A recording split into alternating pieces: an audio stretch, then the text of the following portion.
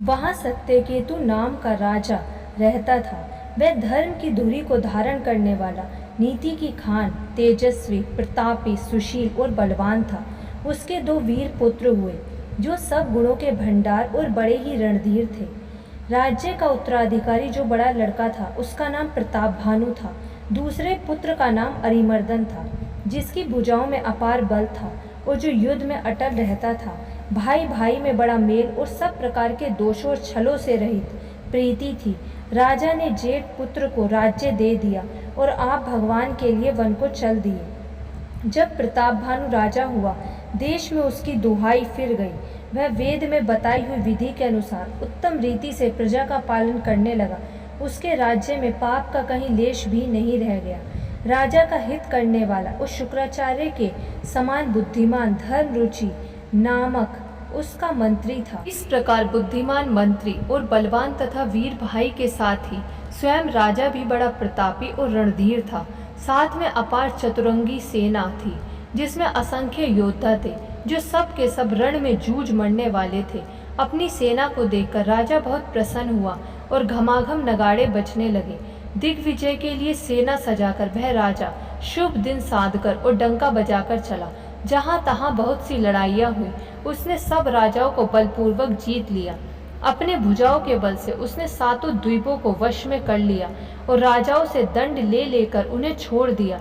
संपूर्ण पृथ्वी मंडल का उस समय प्रताप भानु ही एकमात्र राजा था। संसार भर को अपनी भुजाओं के बल से वश में करके राजा ने अपने नगर में प्रवेश किया। राजा अर्थ, धर्म और काम आदि के सुखों का समय अनुसार सेवन करता था। राजा प्रताप भानु का बल पाकर भूमि सुंदर कामधेनु हो गई। प्रजा सब दुखों से रहित और सुखी थी और सभी स्त्री पुरुष सुंदर और धर्मात्मा थे।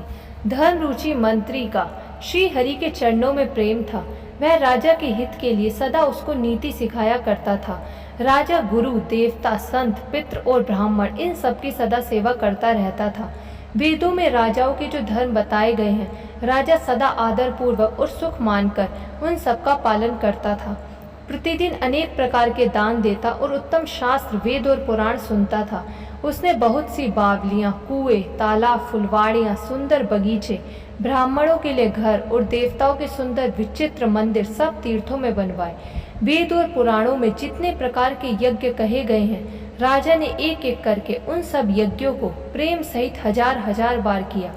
हृदय में किसी फल की कामना ना थी। राजा बड़ा वह ज्ञानी राजा कर्म, मन और वाणी से जो कुछ भी धर्म करता था सब भगवान वसुदेव के अर्पित करके करता था। एक बार वह राजा एक अच्छे घोड़े पर सवार होकर शिकार का सब सामान सजाकर विंध्याचल के घने जंगल में गया और वहां उसने बहुत से उत्तम उत्तम हिरण मारे। राजा ने वन में फिरते हुए एक सूअर को देखा, मानो चंद्रमा को ग्रस कर राहु वन में आ छिपा हो। चंद्रमा बड़ा होने से उसके मुंह में समाता नहीं है और मानो क्रोधवश वह भी उसे उगलता नहीं है। यह तो सूअर के भयानक दांतों की शोभा कही गई। उसका शरीर भी बहुत विशाल और मोटा था। घोड़े की आहट पाकर वह घुरघुराता हुआ कान उठाए चौकन्ना होकर देख रहा था। नील पर्वत के शिखर के समान विशाल उस सूअर को देखकर राजा घोड़े को चाबुक लगाकर तेजी से चला और उसने सूअर को ललकारा कि अधिक शब्द करते हुए घोड़े को आता देखकर सूअर पवन के वेग से चला। राजा ने तुरंत ही बाण को धनुष पर चढ़ाया। सूअर बाण को देखते ही धरती में दुबक गया। राजा तक तक कर तीर चलाता है परंतु सूअर छल करके शरीर को बचाता जाता है।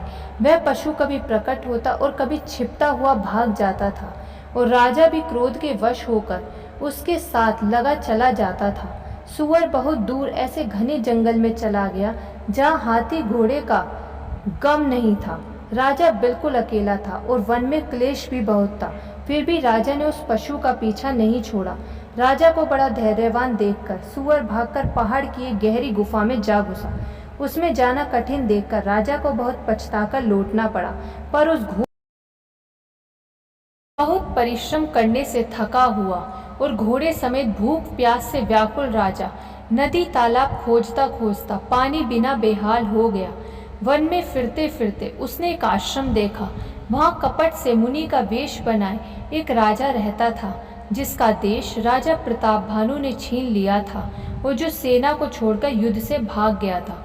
प्रताप भानु का समय जानकर और अपना कुसमय अनुमान कर उसके मन में बड़ी ग्लानि हुई। इससे वह ना तो घर गया और न अभिमानी होने के कारण राजा प्रताप भानु से ही मिला। दरिद्र की भांति मन ही में क्रोध को मारकर वह राजा तपस्वी के वेश में वन में रहता था। राजा उसी के पास गया। उसने तुरंत पहचान लिया कि यह प्रताप भानु है। राजा प्यासा होने के कारण उसे पहचान ना सका। सुंदर वेश देखकर राजा ने उसे महामुनि समझा और घोड़े से उतरकर उसे प्रणाम किया, परंतु बड़ा चतुर होने के कारण राजा ने उसे अपना नाम नहीं बतलाया। राजा को प्यासा देखकर उसने सरोवर दिखला दिया। हर्षित होकर राजा ने घोड़े सहित उसमें स्नान और जलपान किया। सारी थकावट मिट गई। राजा सुखी हो गया। तब तपस्वी उसे अपने आश्रम में ले गया और सूर्यास्त का समय जानकर उसने आसन दिया। फिर वह तपस्वी कोमल वाणी से बोला, तुम कौन हो? सुंदर युवक होकर जीवन की परवाह ना करके वन में अकेले क्यों फिर रहे हो? तुम्हारे चक्रवर्ती राजा के से लक्षण देखकर मुझे बड़ी दया आती है।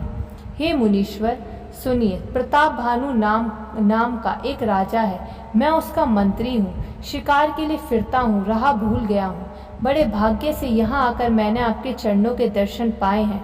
हमें आपका दर्शन दुर्लभ था। इससे जान पड़ता है कुछ भला होने वाला है। मुनि ने कहा, हे तात, अंधेरा हो गया, तुम्हारा हे सुजान, सुनो, घोर अंधेरी रात है, घना जंगल है, रास्ता नहीं है। ऐसा समझकर तुम आज यहीं ठहर जाओ। सवेरा होते ही चले जाना। तुलसीदास जी कहते हैं, जैसे होनहार होती है वैसे ही सहायता मिल जाती है। या तो वह आप ही उसके पास आती है या उसको वहाँ ले जाती है। हे नाथ, बहुत अच्छा। ऐसा कहकर और उसकी आज्ञा सिर चढ़ाकर घोड़े को वृक्ष से बांधकर राजा बैठ गया। राजा ने उसकी बहुत प्रकार से प्रशंसा की और उसके चरणों की वंदना करके अपने भाग्य की सराहना की। फिर सुंदर कोमल वाणी से कहा, हे प्रभु, आपको पिता जानकर मैं डिठाई करता हूँ। हे मुनीश्वर, मुझे अपना पुत्र और सेवक जानकर अपना नाम विस्तार से बतलाइए। राजा ने उसको नहीं पहचाना, पर वह राजा को पहचान गया था। राजा तो शुद्ध हृदय था और वह कपट करने में चतुर था। एक तो वैरी, फिर जाति का क्षत्रिय, फिर राजा। वह छल बल से अपना काम बनाना चाहता था। वह शत्रु अपने राज्य सुख को समझ करके दुखी था। उसकी छाती आवे की आग की तरह सुलग रही थी। राजा के सरल वचन कान से सुनकर अपने वैर को याद कर वह हृदय में हर्षित हुआ।